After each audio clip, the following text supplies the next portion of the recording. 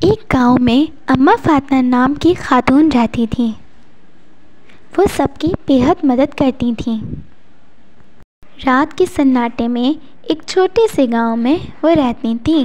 وہ اپنی دانائی اور مہمان نوازی کے لیے مشہور تھیں اور اکثر مسافر ان کے گھر آرام کرتے اور نصیحت حاصل کرتے۔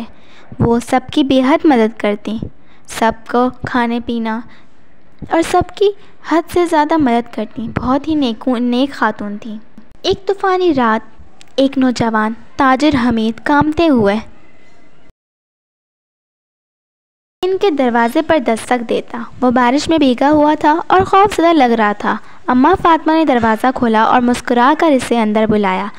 گرم دودھ کا پیالہ اس کے ہاتھ میں تھماتے ہوئے انہوں نے نرمی سے پوچھا، بیٹا کیا بات ہے، اتنے پریشان کیوں لگ رہے ہو؟ حمید نے جھجکتے ہوئے کہا، اماں کچھ دنوں سے میرے ساتھ عجیب واقعات ہو رہے ہیں۔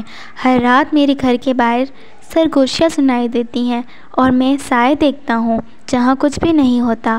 اماں فاطمہ نے مسکراتے ہوئے اس کا ہاتھ تھاما اور بولی، بیٹا کیا تم سوتے وقت آیت الکرسی پڑھتے ہو؟ حمید میں نفی میں سر ہلایا۔ اماں فاطمہ نے اسے سمجھایا، یہ شیطانی وسوسے ہیں۔ اللہ نے ہمیں آیت الکرسی عطا کی ہے جو ہر برائی اور نقصان سے حفاظت کا ذریعہ ہے۔ آج رات سونے سے پہلے وضو کرو، دل سے یہ آیت پڑھو اور اپنے گھر کے چاروں کونوں میں پھونک مارو۔ انشاءاللہ تمہیں کوئی چیز نقصان نہیں پہنچا سکے گی۔ حمید نے اماں فاطمہ کے مشورے پر عمل کیا۔ جیسے ہی اس نے آیت الکرسی پڑھ کر پھونک ماری، اسے ایسا محسوس ہوا جیسے پورے گھر میں روشنی پھیل گئی ہو۔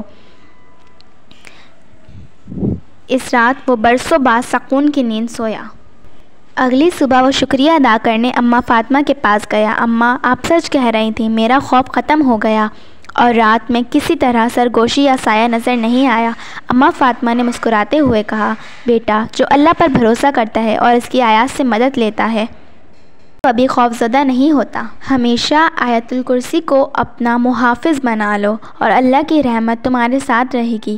یہ سن کر حمید کی آنکھوں میں خوشی کے آنسو آ گئے اور اس دن کے بعد اس نے کبھی آیت الکرسی پڑھنا نہیں چھوڑا۔